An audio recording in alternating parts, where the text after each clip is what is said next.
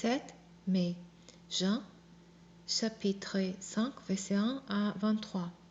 Quelques temps plus tard, Jésus remonta à Jérusalem à l'occasion d'une fête juive. Or, dans cette ville, près de la porte des brebis, se trouvait une piscine entourée de 5 galeries couvertes, appelées en hébreu Bethesda. Ces galeries étaient remplies de malades qui y restaient couchés, des aveugles, des paralysés, des impotents. Il y avait là un homme malade depuis 38 ans. Jésus le vit couché. Quand il sut qu'il était là depuis si longtemps, il lui demanda: Veux-tu être guéri? Maître, répondit le malade, je n'ai personne pour me prendre dans la piscine quand l'heure commence à boulonner. Le temps que je me traîne là-bas, un autre y arrive avant moi. Eh bien, lui dit Jésus, lève-toi, prends ta natte et marche. À l'instant même, l'homme fut guéri. Il prit sa natte et se mit à marcher. Mais cela s'est passé un jour de sabbat. Les Juifs interpellèrent donc l'homme qui venait d'être guéri. C'est le sabbat. Tu n'as pas le droit de porter cette natte.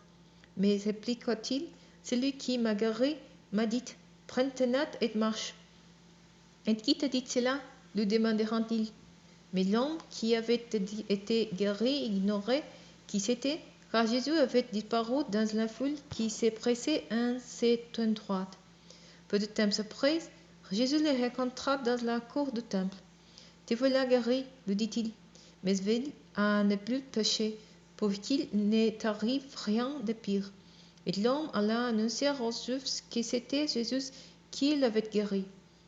Les Juifs se mirent donc à accuser Jésus parce qu'il avait fait cela les jours du sabbat.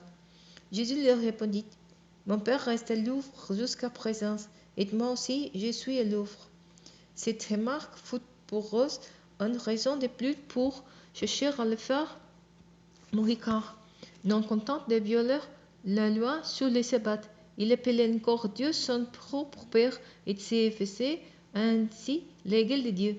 Jésus répondit à ces reproches en leur disant, vraiment, je vous l'assure, le Fils ne peut rien faire de sa propre initiative. Il agit seulement d'après ce qu'il voit faire au Père. Tout ce que fait le Père, le Fils le fait également, car le Père aime le Fils et lui montre tout ce qu'il fait. Il lui montrera même des œuvres plus grandes que toutes celles que vous avez vues jusqu'à présent, et vous en serez stupéfaits. En effet, comme le Père ressuscite les morts et donne la vie, ainsi le Fils, lui aussi, donne la vie à qui il veut. De plus, ce n'est pas le Père qui prononce le jugement sur les hommes. Il a remis tout jugement au Fils, afin que tous les hommes honorent le Fils au même titre que le Père.